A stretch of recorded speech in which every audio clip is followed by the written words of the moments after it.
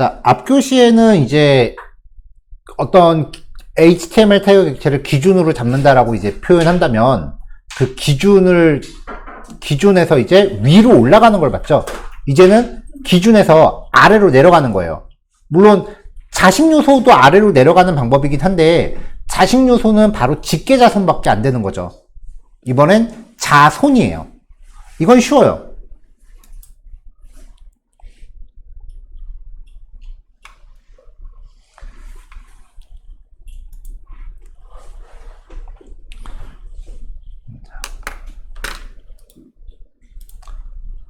자, 일단 결과를 봤을 때 버튼을 누르면요. 네. 얘네들만 지금 글자 색깔이 바뀌었죠? 선생님 화면. 화면? 오케이. 자, 버튼을 누르면 얘네들에 대해서만 글자 색깔을 바꿔줄 거예요. 이렇게요. 이제는 심플해요. 자, btn1에 대해서 클릭 이벤트를 걸었단 말이에요. 여기까지는 별거 없죠, 이제?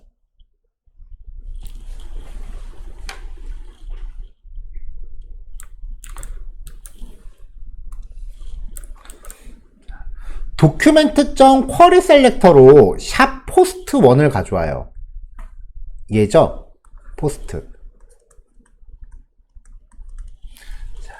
그 다음에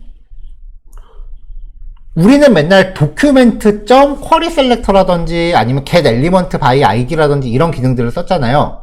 도큐멘트로 시작하면은 HTML 태그 전체에서 찾는 거예요. 그러니까 매번 탐색을 HTML 코드 전체를 다 훑어보는 거예요. 근데 이번에는 post.querySelectorAll이에요. 그럼 요 안에서만 찾아요. 심플하죠? document.뭐뭐뭐 하면은 HTML 전체에서 탐색을 하는 거고 특정 객체를 기준으로 호출하면은 그 안에서만 탐색합니다. 그래서 객체로 가져온 HTML 엘리먼트 객체는요, 그 하위 요소들을 다시 get element by 뭐뭐뭐 혹은 query selector 같은 걸로 탐색할 수 있습니다.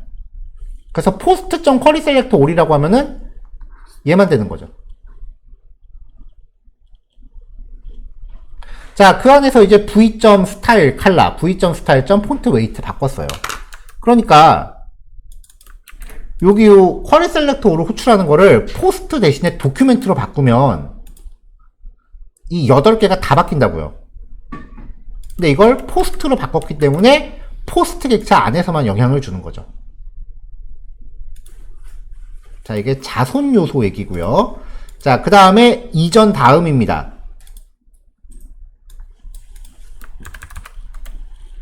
자, 프리뷰를 누르면은 얘가 글자 크기가 커지고요. 누를 때마다 넥스트를 누르면은 얘가 커져요.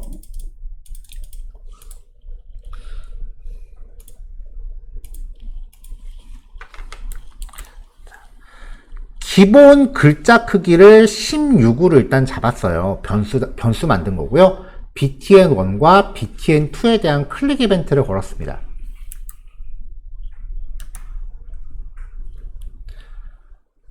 버튼을 누를 때마다 이 변수를 2씩 증가시켰어요. 누를 때마다 2씩 올라가겠죠. 클릭된 자기 자신을 가져와요. 그러니까 btn1에 대한 이벤트고 이 current 객체가 얘가 되겠죠. current.parent element면은 이 스팬 태그죠. 자, previous element sibling 직전 요소 이겁니다.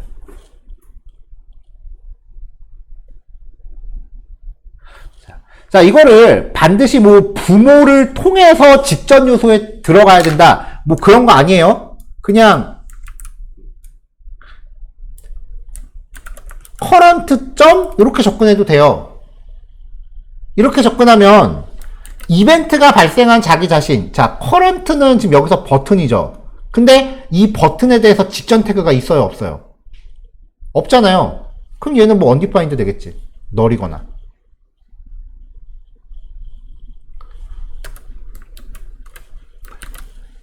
여기서 이제 헷갈리기 시작하는 분들이 이제 어디서 나오냐면은 document.querySelector라고 해서 HTML 객체를 만들어내요. 그럼 얘잖아요. 그쵸? .current 타겟이 이벤트가 발생한 자신이라 그랬죠. 이것도 얘예요. 이거를 current라는 변수에 담았죠. current도 얘예요. 그러니까 한 가지 태그에 접근하는 방법이 되게 많다라는 거예요. 자, current.parentElement라고 접근하면은 얘잖아요. 그쵸? 이벤트가 발생한 자신으로부터 스팬 태그잖아요. 부모니까. 자, 근데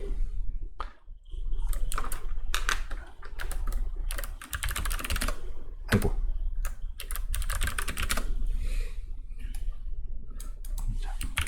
document.querySelector에 .container 안에 스팬의 nthchild의 세 번째 라고 해도 이렇게 접근해도 얘죠. 아, 네 번째네요. 네 번째.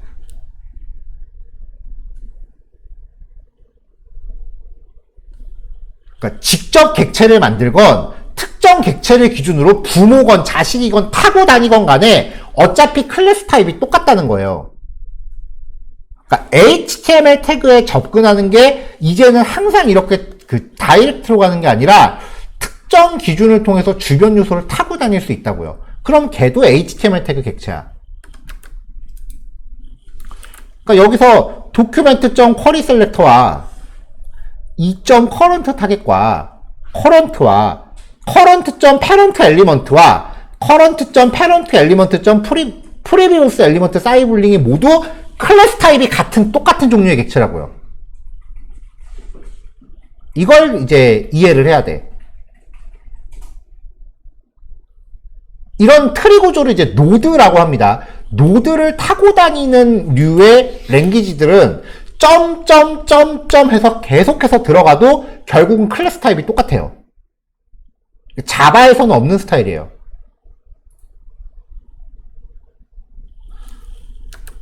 자, 그래서 특정 기준을 찍어 놓고 그 기준에 대한 직전 태그. 자, btn2는요, current 뽑아온 다음에 current.parentElement.nextElement로 들어가시면 돼요. 이게 다음 태그. 그래서 이전과 다음. 자, 이렇게 HTML 태그 구조를 타고 다니는 경우는요, 대체로 메뉴 구현할 때 많이 써요. 자, 그럼 이제 실제로 응용 사례를 봐야죠. 자, 요겁니다. 가장 기본이 되는 형태고요. 마우스 올렸을 때 전체가 다 열리는 거는 이거보다는 쉬워요.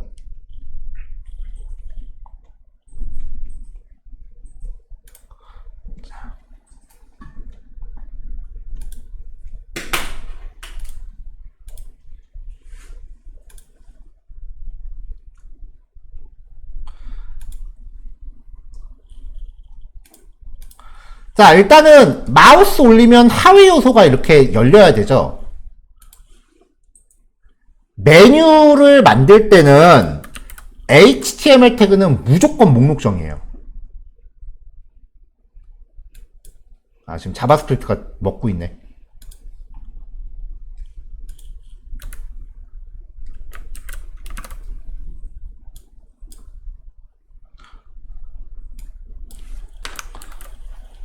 무조건 목록정의의 중첩이에요. 뭐 목록정의가 아니라면 div 중첩으로 할 수도 있겠지만, 이게 왜 이런 중첩 구조를 가져야 되냐면은 기본적으로 요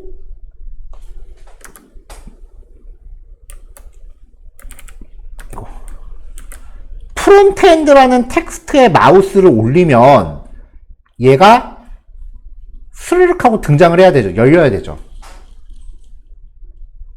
그 다음에 자, 여기에 마우스 커서가 들어가면 마우스 오버예요. 그 다음에 여기서 마우스가 빠져나오면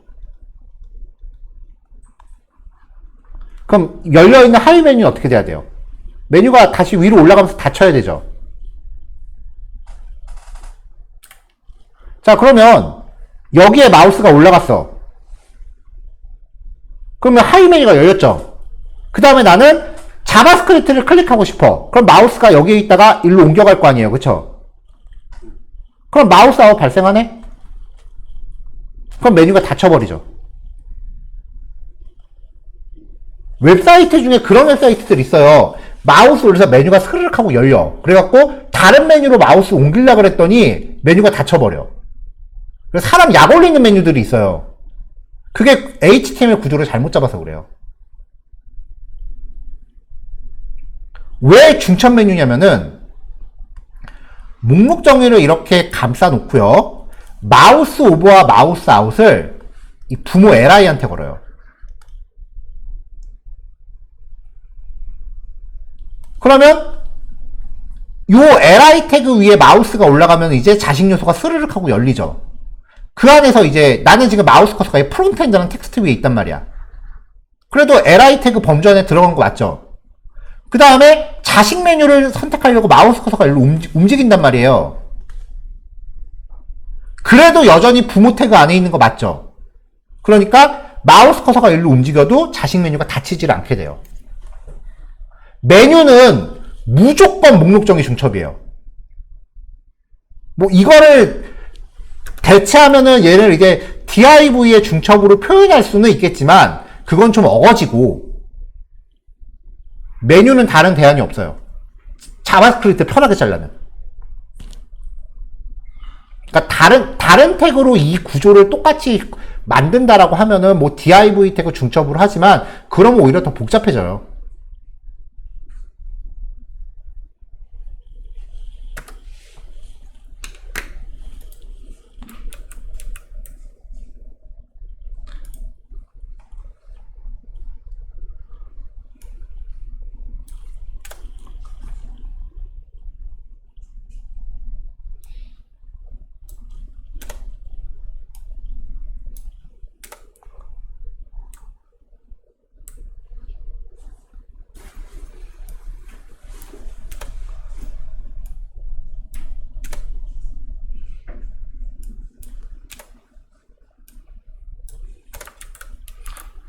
자, 목록 정의가 있는 상태에서요. 자, 일단 큰 목록에 대해서 초기화를 시켰어요. 자, 그래서 원뎁스에 대해서만 적용이 된 거예요. 투뎁스까지 상속되지는 않습니다. 텍스트 관련 속성이 아니니까. 그 다음에 디스플레이 플렉스를 걸어요. 자, 지금 이 부모 태그에 대해서 디스플레이 플렉스를 걸었으니까 이 안에 있는 li 태그 단위로 적용이 될 거란 말이에요. 그러니까 요 단위로 가로 배치가 돼요. 이렇게요.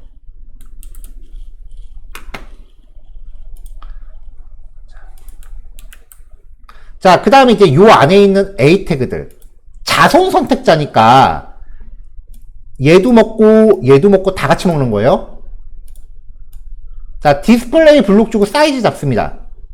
사이즈 주려면 블록 줘야 되죠? 그 다음에 배경 이미지를 하나 걸었는데 일단은 요 이미지를 깔고요. 마우스 올렸을 때 살짝 밝은 걸로 바꿀 거예요.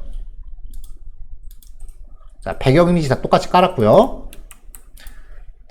박스 높이랑 라인 웨이트가 동일하면은 세로축 중앙이라 그랬죠? 이거 말고 플렉스로 하는 방법도 있었어요. 텍스트 얼라인 센터, 글자 굵게, 그 다음에 글자 색깔, 그리고 텍스트 데코레이션 논, 밑줄 없앴습니다. 마우스 올라갔을 때 링크에 대해서 배경 이미지만 바꿔요. 이 정도는 CSS가 가능해요. 자, 그 다음에 점 메뉴 아이템. 요 li 태그죠? 자, 이 li 태그한테 플렉스 0, 0 했으니까 커지지도 말고 작아지지도 마라. 라고 한 거고요.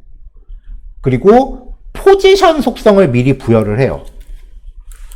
왜냐면은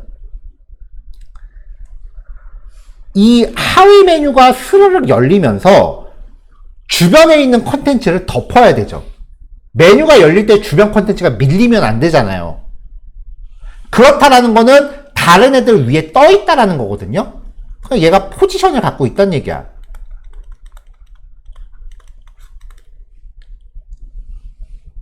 근데 포지션 속성은 대부분 앱솔루트로 이제 좌표 잡는 게 편하다 그랬어요. 근데 포지션 앱솔루트 쓸 때 전제 조건이 뭐야? 부모한테 무조건 상대 좌표 줘야 된다 그랬죠. 그래야 기준점이 부모 기준이 되니까. 자, 이렇게 처리하고요. 그 다음에 서브. 아이고. 자, 서브에 대해서도 초기화 시키면 딱 붙었죠. 그 다음에 포지션 앱솔루트 주고 띄웁니다. 그럼 밑에 있는 컨텐츠가 메뉴 뒤로 숨잖아요.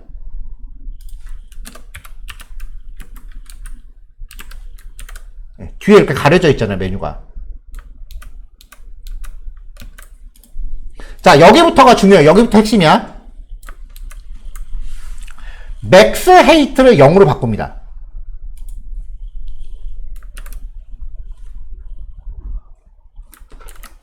자, 지금 요 서브의 맥스 헤이트 최대 높이가 0이에요. 요 UL 태그의 높이가 0이에요. 근데 이 각각의 자식 항목들이 저마다 높이 값을 아까 40, 60 갖고 있었단 말이에요. 그러면 이 A 태그를 감싸는 LI 태그는 높이가 자식만큼 되겠죠. 자기가 포함하는 내용만큼이 기본 높이죠. 자, 그러니까 이 LI 태그 3개의 높이는 46 곱하기 3이라고요. 근데 UL 태그의 높이가 0이래. 그럼 현재 자식 요소들은 부모를 삐져나가 있는 상태죠. 서버한테 보더 이렇게 검은색으로 좁으면 높이 지금 이게 다예요. 지금 자식들이 삐져나가 있는 상태야. 그쵸? 자, 그러면 이제 오버플로우를 히든을 걸면 삐져나간 애들을 잘라버리잖아요. 그럼 이 상태에서 자식이 보이겠어, 안 보이겠어? 아무것도 안 보이지. 이렇게 해놓고 마우스가 올라갔을 때 자바스크립트로 이 높이값만 바꿔주는 거예요.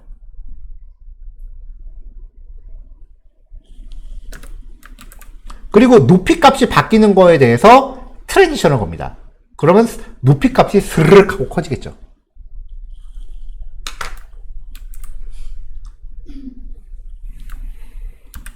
자, 사실 여기서 이제 여기서 요 li 태그한테 메뉴 아이템 요 li 태그한테 마우스가 올라갔을 때 서브의 맥스 웨이트를 내가 적당히 고정된 높이 값을 부여하겠다 라고 하면 자바스크립트가 없어도 돼요. 이렇게 하면 그럼 트랜지션 여기 2개 다 들어가야 되네.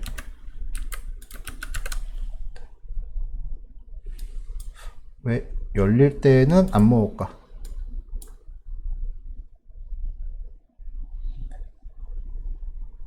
이게 속도가 너무 빠르구나.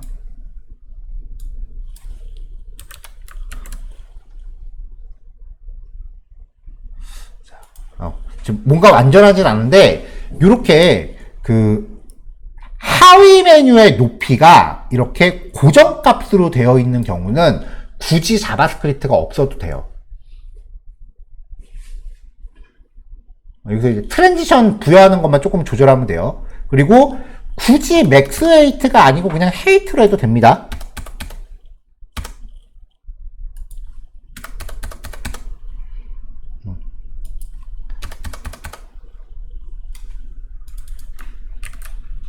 자, 이렇게 헤이트로 해도 됩니다. 그러면 발생을 하죠. 트랜지션을 좀 더 디테일하게 조절하긴 해야 돼요. 약간 시간차가 좀 걸리죠. 자, 근데 지금 500픽셀이 한 요 정도 되는 높이란 말이에요. 그러니까 이게 떨어지는 게 되게 빨라 보이는 게 이만큼을 떨어지는 거니까 여기까지는 빨라 보일 수밖에 없는 거야. 그래서 메뉴가 열렸는데 여기에서도 지금 메뉴가 안 사라져. 500픽셀의 넓이가 이 정도 되니까. 이거를 정확하게 계산해서 쓰면은 딱 맞겠죠. 46 곱하기 3이 얼마야?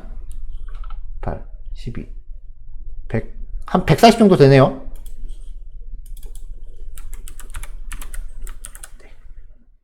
그러면 딱 맞게 애니메이션 떨어져요. 높이값 계산하면. 근데 이 경우에는 서브 메뉴의 높이가 고정값이라는 전제가 있어요. 얘를 오토로 해버리면은 트랜지션이 안 먹어요. 높이값 오토나 퍼센테이지, 백분율에 대해서는 트랜지션이 원래 안 먹습니다. 그러니까 높이값을 내가 자동으로 계산하겠다라고 하는 순간 CSS만으로는 애니메이션 효과가 사라집니다. 그럼 메뉴 고정으로 하면 되지. 굉장히 퍼블리싱적인 발상이에요. 굉장히 퍼블리싱 수준의 발상이에요. 메뉴 그냥 고정해 놓으면 되지라는 건. 메뉴는 고정이 아닙니다. 자, 이 얘기는 조금 이따 이어서 하고요. 그래서 이 높이 값이 얼마일지를 CSS가 계산을 못하기 때문에 자바스크립트 햄을 빌리는 거예요.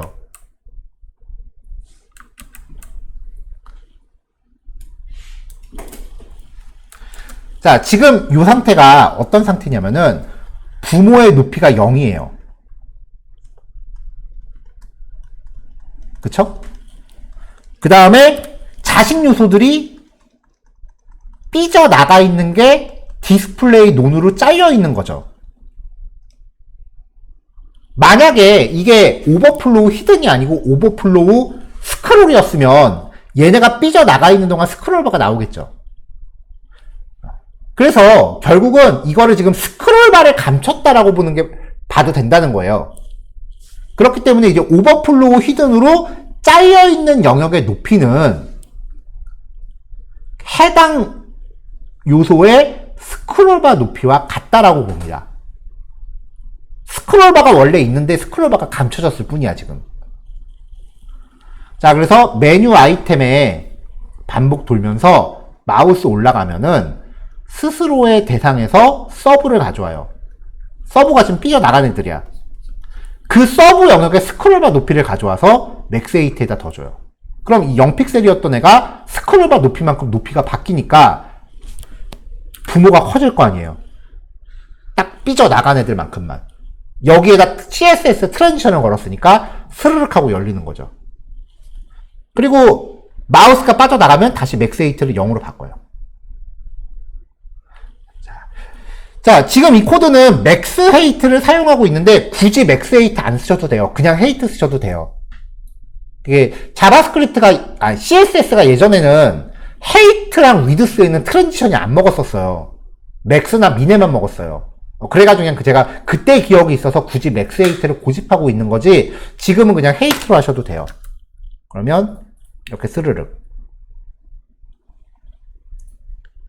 자, 왜 사이트 메뉴를 고정 높이로 하면 안 된다라고 얘기를 한 거냐면요.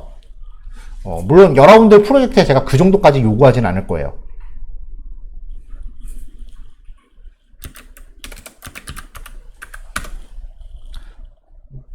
자, 요런 웹사이트가 있어요. 이것도 전에 한번 제가 얘기를 했던 것 같긴 한데 사람 또 바뀌었네. 자, 여기가 그 특허법인 회사예요. 여기에 이제 변리사랑 그 다음에 약간의 그 변호도 재판 같은 것도 하기 때문에 변호사들도 소속이 돼 있단 말이에요. 근데 여기가 그 직원들이 좀 그 바뀌는 케이스가 좀 많더라고요. 그러면 여기 딱 들어가면은 여기에 소속돼 있는 변리사나 변호사들 목록이 이렇게 쭉 있을 거 아니에요. 여기서 누구 한 명이 퇴사하고 누구 한 명이 또 입사했어. 이 페이지 고쳐야 돼? 매번 고칠 거예요? 이 사람에 대한 상세 페이지도 매번 이렇게 만들어줘야 된단 말이에요.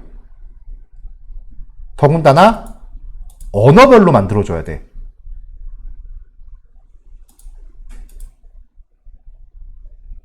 그러면 직원 한 명 나갈 때마다 페이지 4개를 만들어야 되잖아요. 직원 한 명 들어올 때마다. 이번에 공채에서 한 10명 입사했네?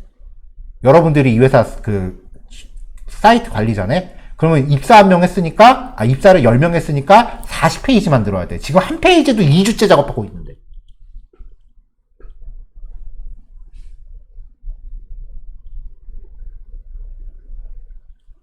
네. 아침에 신입들 와서 안녕하세요 하고 입사했으면 점심 먹기 전에 이 사람들 프로필 페이지 올라가야 돼요. 그래서 대부분의 웹사이트가요. 아이고, 여기 열면 안 되지. 웹사이트를 운영하기 위한 별도의 웹사이트를 따로 만듭니다.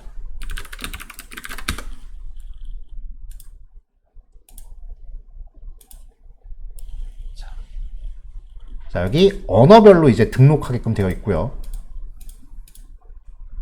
여기에서 새 구성원 등록 들어가면은 이제 여기에 입력하는 내용들이 데이터베이스에 인서트 되는 거예요.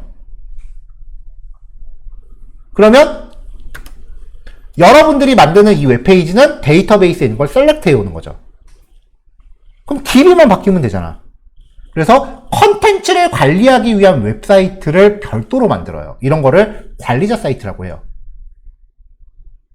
다른 말로는 컨텐츠 매니지먼트 시스템, 줄여서 CMS라고 부르기도 하고요. 부르는 말은 제각각인데 그냥 통칭 관리자 페이지 내지는 관리자 사이트라고 합니다. 그래서 한 명 수정하기 들어가 보면은 이 사람에 대한 정보가 쭉 들어가 있어요.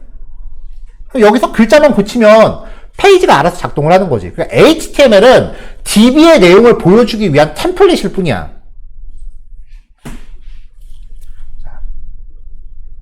이런 사이트를 만들 때 항상 나오는 요구사항 중에 하나가 웹사이트 메뉴도 관리자가 직접 설정할 수 있게 해주세요예요.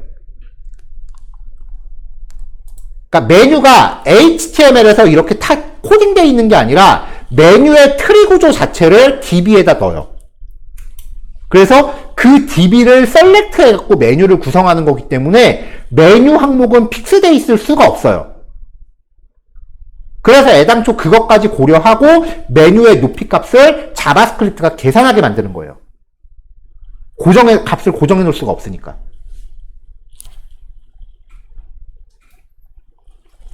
여기에 랭귀지별로 메뉴가 다 달라요. 사이트에서. 그리고 내가 여기에 메뉴를 추가하고 싶다. 그러면은 여기 사이사이에다가 이렇게 메뉴, 이렇게 하위 메뉴 추가하고 메뉴 이름 넣으면 사이트에 바로 즉각 반영되는 거예요. 이거 실제 운영하는 사이트니까 제가 저장은 안 할게요. 여기서 내가 아직도 이거 들어가고 있는 거 보면은 별로 기분 안 좋을 거야. 이거 납품한 지 벌써 3년 됐거든. 내가 만든 거야. 내가 만들었으니까 보여주지. 남이 만든 거 어떻게 보여줘. 메뉴 순서를 조절하고 싶다라고 하면은 이렇게 올려서 순서도 바꿀 수 있어요. 그러니까 실제적으로 웹사이트를 관리할 때 HTML 코딩에 대한 직접 수정은 절대 안 해요. 운영자는 HTML을 수정할 수 없게끔 해줘야 돼. 왜냐면 어차피 걔네들은 코딩 몰라. 이거랑 비슷한 개념이 뭐냐면 블로그 하시는 분들, 블로그 글 작성하는 페이지 있죠. 그거 나만 접속하는 거잖아요. 딴 사람이 접속하면 안 되잖아. 그때 블로그 상단에 노출되는 제목이라든지 메뉴 구조라든지 그런 것들 간단하게 세팅하는 메뉴가 있을 거예요. 그거 생각하시면 돼요. 쇼핑몰 같은 경우는 상품 등록하는 페이지가 있을 거고, 매출 확인하는 페이지, 회원관리 페이지, 고객 응대하는 페이지, 그런 것들이 다 따로 있다고요. 그러니까 여러분들이 뭘 상상하시건 여러분들이 만들 작품의 실제 작업량은 2배예요. 여러분들이 생각하는 것보다. 왜냐면 이것도 만들어야 되니까.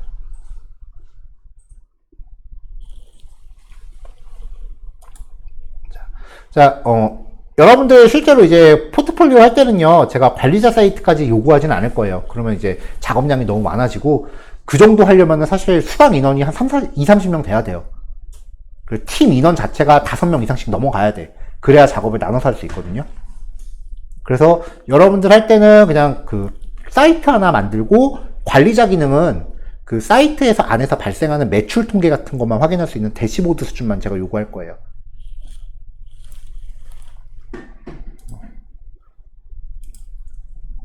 그래서 저 같은 경우 처음에 이제